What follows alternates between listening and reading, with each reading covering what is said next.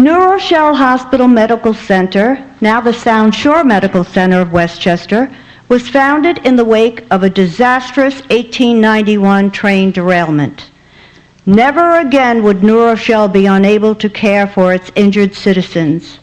By 1892, the new organization rented a house on Huguenot Street to establish its first 8-bed, 3-room hospital. By 1894, the hospital had outgrown the rented house and purchased the Loomis Mansion, located at the top of the hill on Burling Lane. The purchase price was $16,000, to be paid off in annual installments of $100. Regular charge for ward patients was $7 a week, while the average expense was $1.65 a day.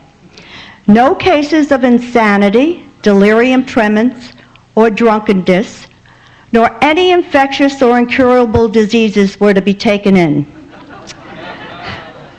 Conditions treated at New Rochelle Hospital included typhoid fever, diphtheria, and meningitis. The largest category of cases was trauma, burns, contusions, fractures, wound, and accidental poisonings. Between 1898 and 1899, the hospital treated 22 United States volunteers, veterans of the Spanish-American War. The medical staff consisted of 3 categories of physicians: consulting, active, and homeopathic.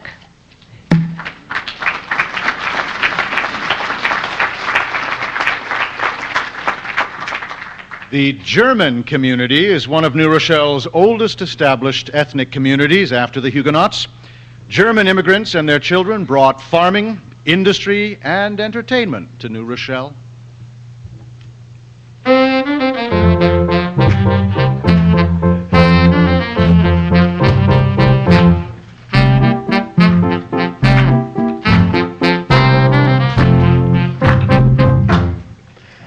In the 1850s, Dutch Hill was acres of forested land and rolling meadows with springs and sparkling clear water. It was a perfect location for George Schaefer's brewery, which produced 8,500 barrels of beer a year and provided jobs for the many German immigrants who settled in the area. The brewery was located on Union Avenue between Webster Avenue and First Street. It quickly became the center of the Dutch Hill neighborhood, though the introduction of a city sewer and water system eventually dried up its wells. A Menachor, a German singing society, was founded in the neighborhood after the Civil War.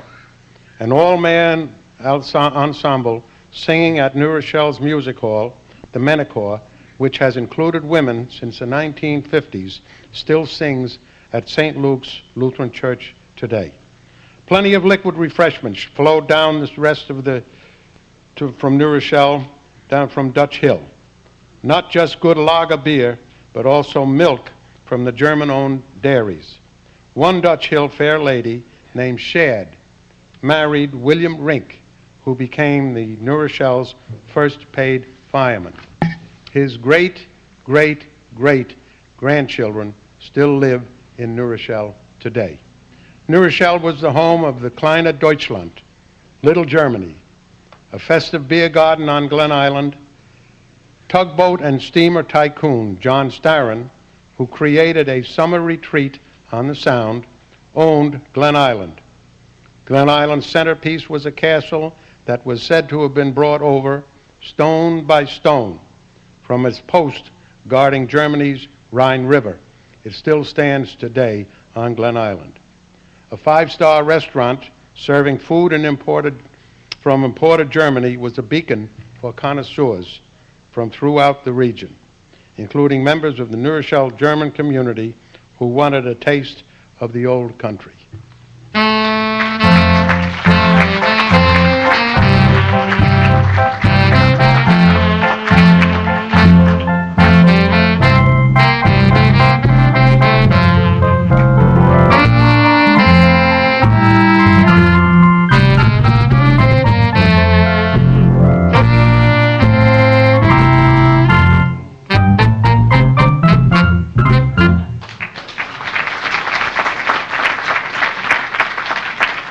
Glen Island remained a cornerstone of entertainment for residents of Westchester and New York City, from the days of beer garden zither bands to the swinging sounds of Glenn Miller and beyond. Buffalo Bill's Wild West show played an entire season on Glen Island. Picnic grounds, restaurants, recreation greens, beaches, gardens, and groves welcomed visitors. In 1899, Glen Island guests could spend the day enjoying a clam bake and discussing the popular books of the time, including Richard Carvel by Winston Churchill, or When Knighthood Was in Flower by Charles Major. They could talk about the Broadway opening of Sherlock Holmes, or Lillian Russell's performance in Whirligig. And they could hope for a chance to see local celebrities like Eddie Foy, Maude Adams, or Bruce McCrae, and a little girl named Irene Foote, who, while growing up, danced at a fundraising benefit at the New Rochelle Day Nursery. As a young woman, Irene met Vernon Castle at the rowing club. They married and became a glamorous international sensation and trendsetter. Downtown, the Casino Theater at Main and Lawton featured the Missouri Girl. The music hall on Mechanic Street provided performance space for the Manor Corps, as well as a rental hall, bowling alleys, and livery stables. And George Grabb's Central Hotel on North Street near the railroad depot provided locals and out-of-towners with fine dining in a first-class hotel. Of course, there were also sports. The Confidents had been playing baseball on Woodland and Main since 1868 and had won the sponsorship of local water magnate Oliver Islin. And New Rochelle High School fielded its first football team in 1897. New Rochelle High School was making news off the gridiron, too.